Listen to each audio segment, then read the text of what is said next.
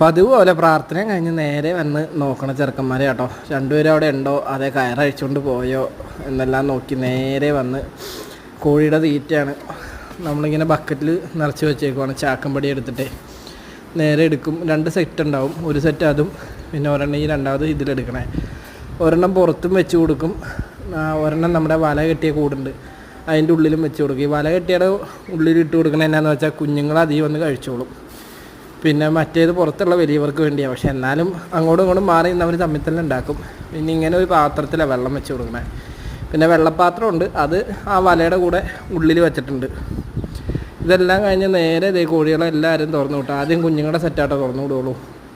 ഇവന്മാരെ ഓരോ സെറ്റുകൾ ഇറക്കി കഴിഞ്ഞിട്ട് നേരെ പോയിട്ട് നമ്മുടെ വലിയ മുട്ടയിടുന്ന കോഴികളുണ്ട്, ഐ മീൻ പാരൻറ്റ് സ്റ്റോക്ക്, അവന്മാരെ ഇറക്കും. അത് കഴിഞ്ഞ് നേരെ പോയി നമ്മുടെ പോത്തുകളുടെ പരിപാടിയിലേക്കാണ്. മൊത്തം ഇതിൽ ഉൾക്കൊള്ളിക്കാൻ